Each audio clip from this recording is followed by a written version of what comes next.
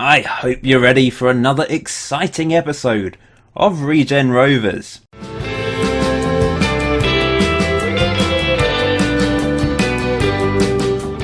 Exciting probably isn't the correct word to use. It's basically the opposite of how we have been playing lately. It has been bloody boring, to put it lightly. As you can see from recent results, there's been hardly any goals involved in our games.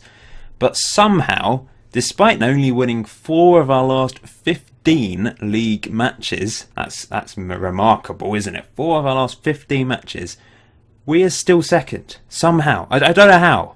I think it's because everyone else has been messing up. You can see how tight it is in this division. I think as soon as a team gets to about 3rd place, they suddenly have a nosebleed and enables someone else to take them over. And there's just been teams swapping between the playoff places. Other teams, they're all just drawing a lot, I think, or no one's consistent this season. You can see, looking at these results, like a lot of the teams have got between about 11 and 14 wins under their belt this season. It's just so close. It's such a strange league this year. And despite us having a pretty disappointing time lately, me fiddling around with the tactics, getting frustrated sort of around early November time at conceding so many goals and just switching everything up completely and then being pretty boring lately and not getting many wins, we are still second. 3 points clear of 3rd, in fact, and only 7 behind Blackburn Rovers, who probably will go on to win the league, let's be honest. But it's been a really, really odd league. We've conceded 46 goals, which is quite a high amount, but fortunately, lately, we have stemmed that flow. We've still scored the most goals this year out of any team, but that's also been stemmed, I'm afraid. We've just not been able to find the back of the net consistently enough. But we are unbeaten in our last 6 games since you last left me after we lost in the FA Cup and drew against Newport County.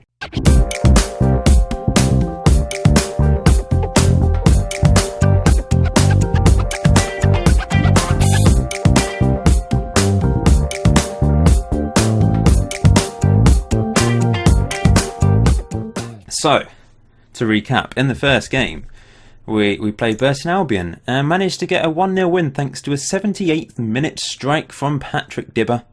I gave Reece Walker a chance at centre-back to impress, but he didn't, and he's been dropped. He's just, this season, I don't really know what's happened to him, but he's basically been dropped for the first time in about 4 or 5 seasons.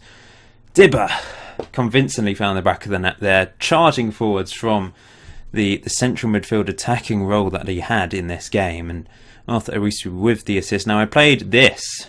It's another new tactic, Paul. I've got rid of that weird last one that was just bizarre and didn't really work, and we've got a 4-5-1. So that's one of the options we have. We have a 4-4-2 and we have a variation on our old tactic available to us as well. Anyway, we got a valuable 3 points at home against Burton before. 1-1 draw against Cambridge United. We've not been very successful against Cambridge over the years. I think we've only managed to beat them once. They dominated. They had 18 shots, 7 chances to us. We played this 4-5-1 again, but I've started to realise our old tactic, but with counter, seems to be the way to go, especially away from home. You can see it was a late goal from Francis Arthur Owusu that stole a point. An 88th minute equaliser. Tim Green coming on as right midfield. A long ball punted up from Holland, and Arthur Owusu headed it over the keeper. Quite a cheeky goal for his 10th goal of the season. He's had a good season in his first full campaign in the first team. He's been out on loan. He had a few games of the previous season to that in the first team. But this year, it's been a good year for him, considering where he's come from. This was a really good result at home against Blackburn Rovers. We went with the 4-5-1 again. We've got Johnny Collins playing as the defensive midfielder there. Ollie Barber and Garber in the middle. Had to play Arthur Owusu on the left wing because both of my left midfielders that I signed in January got injured. But we did play Hogg, the Man United loanee, on the right-hand side. And we somehow held on to a 0-0 draw. There wasn't many chances in this game. They had quite a few shots and more possession than us. And we could have won. McGuigan missed a penalty. We keep missing penalties. I don't know why. It might be because I don't have good enough penalty takers and Uda seems to never be on the pitch when we win a penalty. But that's a bit annoying. Another one straight down the middle, which was a problem on the beta of FM17. Every single penalty was down the middle, but I seem to be having that issue a few months down the line. But we got back to winning ways against Brentford, who were aiming to try and get into the playoffs. Away from home, I went with the 4-3-3. I decided, let's go for the counter, and it worked. It's a variation on what we have been playing for the last 3 or 4 seasons. However, it's a little bit more defensive in mentality. You can see we don't have much possession. Brentford had a lot of shots, but no clear-cut chances. We were withdrawing, I suppose, the midfielders, and they were having to have long shots. And it worked. Somehow it worked. Gerard Fisher with a man-of-the-match performance alongside Jonathan Edwards, our young Welsh centre-back, with a 7.9. They're both having a good time in the team, and this is my partnership at the moment. It does seem to be working. Fisher's a little bit more experienced. He's 23 years old. He's going to be... Actually, he's just turned 23. Him alongside Edwards. It's working well. They're both improving in training as well, which is nice to see. But Uda, 48th minute winner. Let's have a look at the goal then. Arthur Owusu playing as the target man, out wide to McGuigan, over to Uda, who found the back of the net. Brilliant finish from him for his 9th goal of the season. He's not been as prolific lately this year, but there's been a few injuries. I've swapped the strikers around quite a bit, especially when I've been changing the tactics. I've been playing one up front for a few games, of course, and Palmer hasn't scored since the Shrewsbury game. That was his 19th goal. I thought he'd push on from there and go on and break Spencer Drury's record, but the one up front didn't suit him. He missed a few opportunities, actually. He didn't fit. It didn't work. He needs someone alongside him, I think. But Uda, in fact, who Arthur Owusu played up front by himself, coming off the bench to get that draw against Cambridge. So with the one up front, not really sure who to go with. Maybe it is Francis Arthur Owusu is the best option. Against Preston North End, we went with the 4-5-1, but I pushed Ollie Barber forwards a little bit. I tried to be a bit more adventurous in this game at home.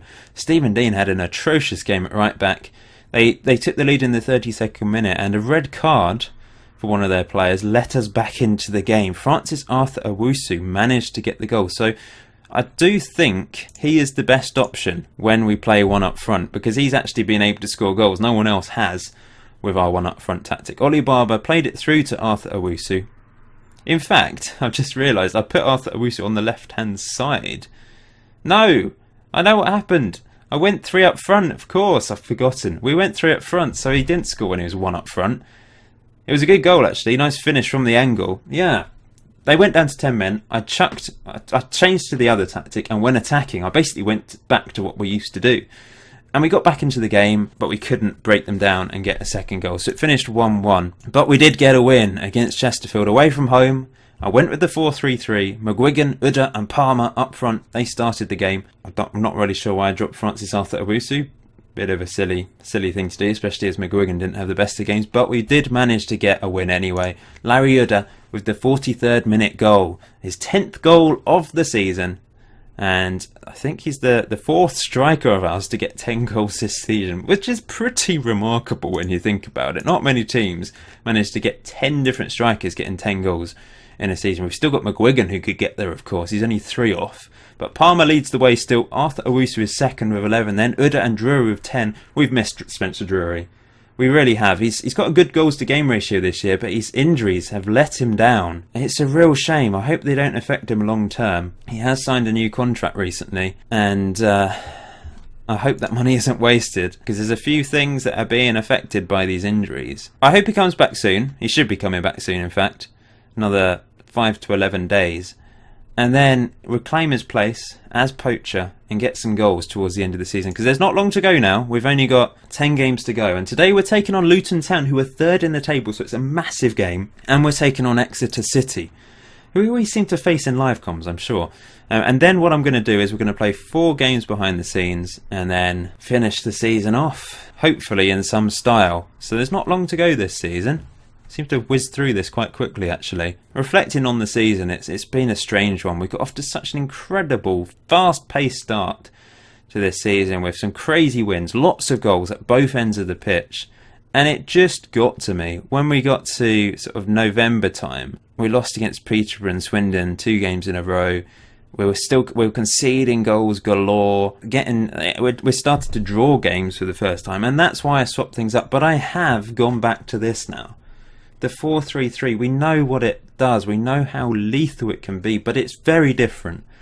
We've gone for a more structured approach, and it's a counter tactic, so we're hitting teams on the break, but we're being expressive, hitting it direct, higher tempo, just smashing teams on the break essentially as they push forwards. That is the aim. And with these two players in Holland and Garber playing as defensive midfielders essentially, it's a lot more, well, structured. Not just because of the team shape being changed to structured. We're just holding the team back a bit. I've got defensive fullbacks on. Edwards and Fisher seem to be developing a good understanding at the back. Booty's now playing left back instead of our new signing Josh Miller, who didn't have a great start to his Regen Rovers career. And up front, Uda's scoring, Francis Owusu is scoring, Palmer isn't. We want to get him scoring again because he has been our best player this year. So Luton Town then, we've won one, we've drawn one, and we've lost one. So let's hope we can swing it our way and get a second win. We're 3 points above them. If they beat us, they go above us on goal difference. And we somehow have been second for such a long period of time. We've dropped to third, for a few weeks, but mainly have been second since we lost our top spot. It's been a strange season. It really has. I don't know how we've held on to second. It basically is because all the other teams have bottled it when they've got close to us. They've just stopped playing. It really has been bizarre. But Luton Town are on the charge. You can see their recent form has been really, really good.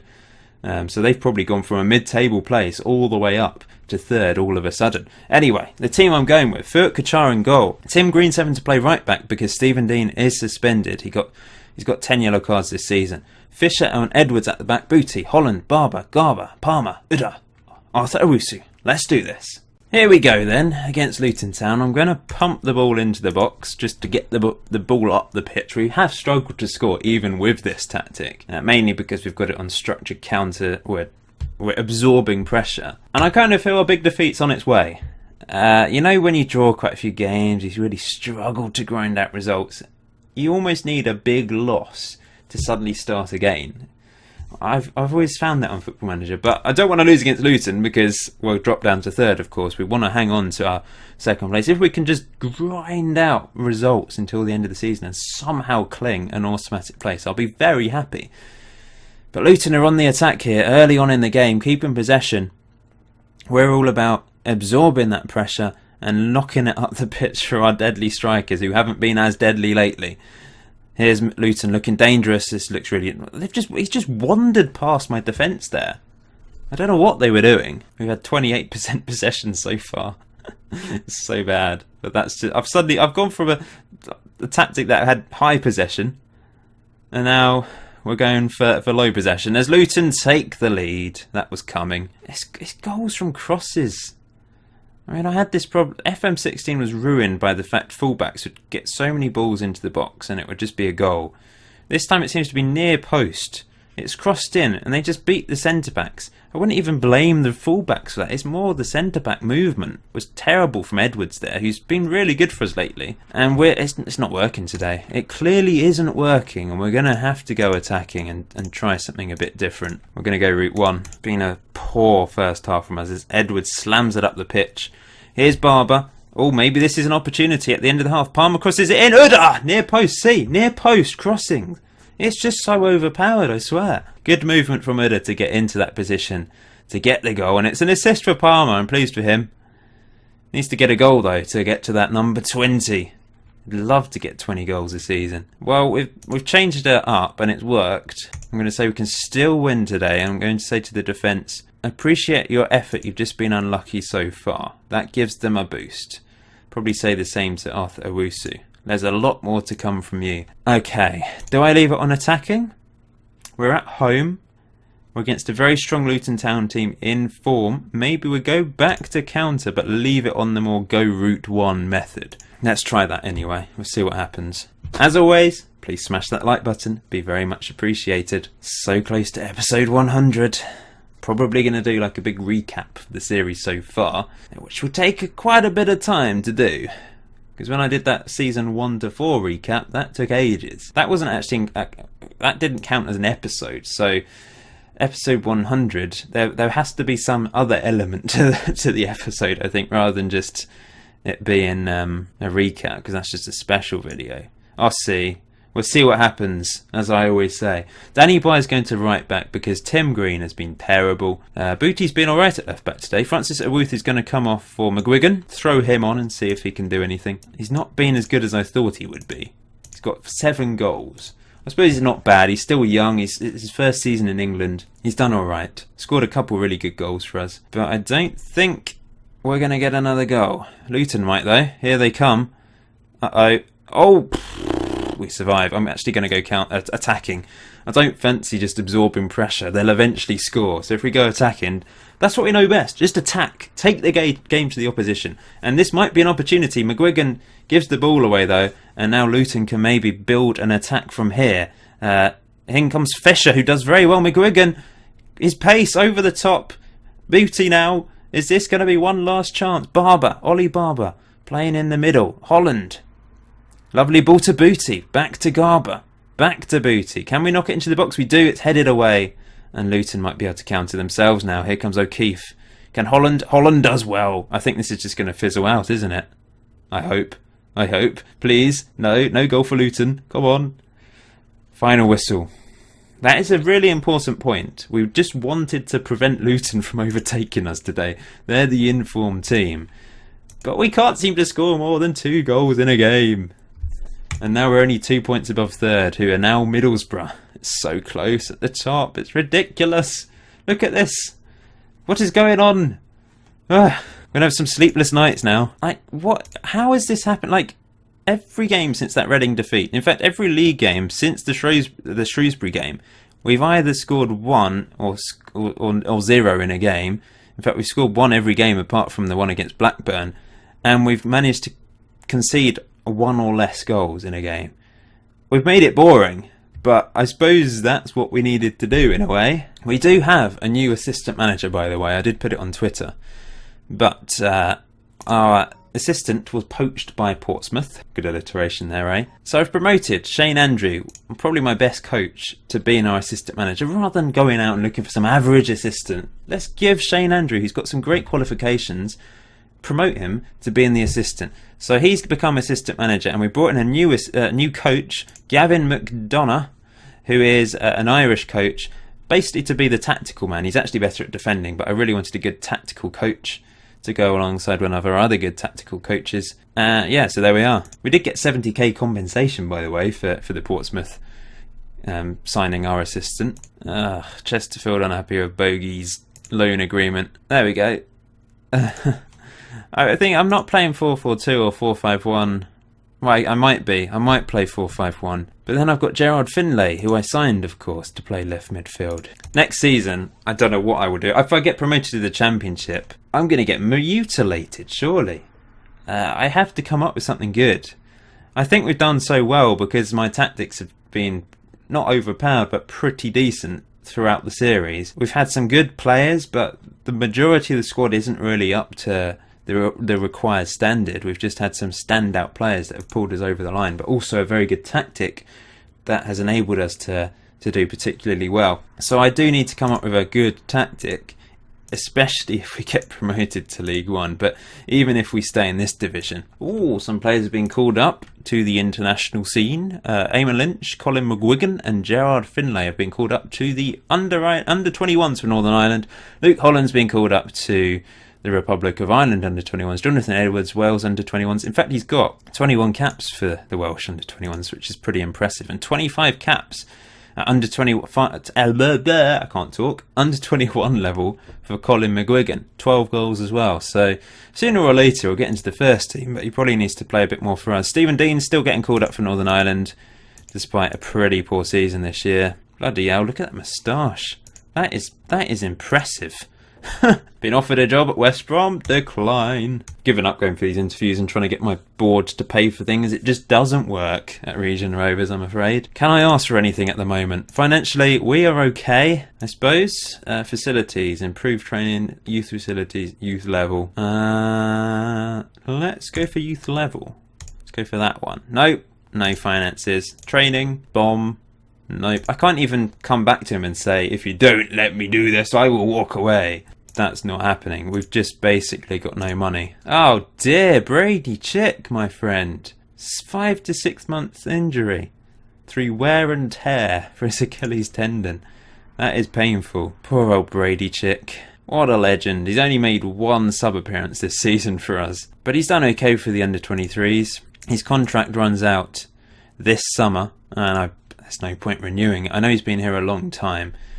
He actually made quite a few appearances last year, but he wasn't as clinical as previous years, which is why I've dropped him to the under-23s as well, because we've got new strikers, haven't we? Fresh blood. He's never been that clinical for us, but he's always added something different to his game, or to our game, bringing him off the bench. I suppose he could go to a rolling contract, or maybe I should just let him go. I don't know. He's going to be injured until his end of his contract, basically. Just selecting some of the players to play for the under-23s. In fact, Patrick Dibber probably needs some game time. He hasn't played as much lately, mainly because I've fancied Ollie Barber in the middle. He's not really natural in that position, hasn't played particularly well.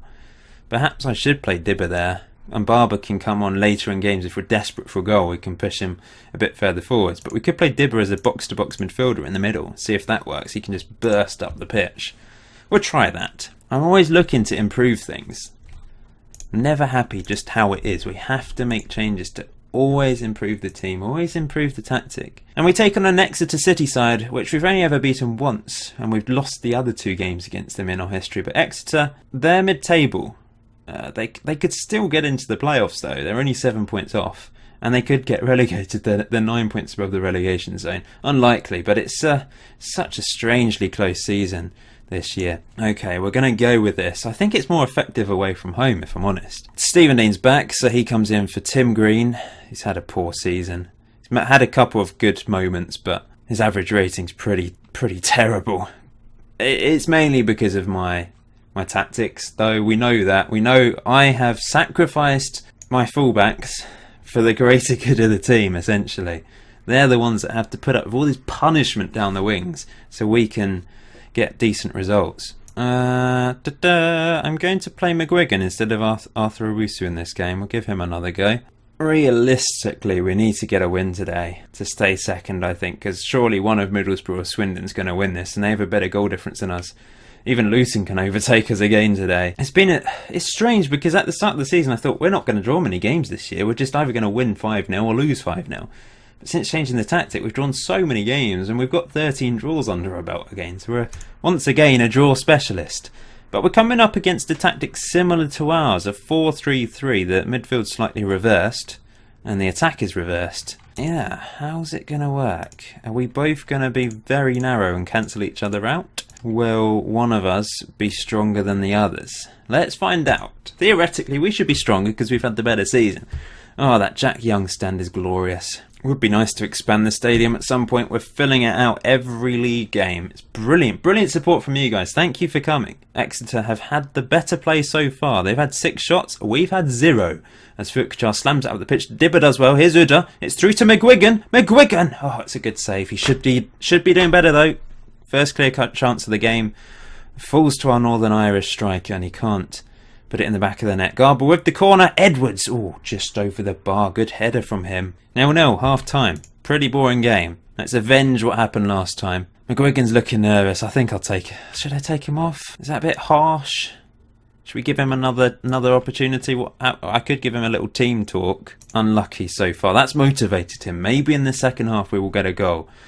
I'm going to pump the ball into the box. We're going to exploit the middle.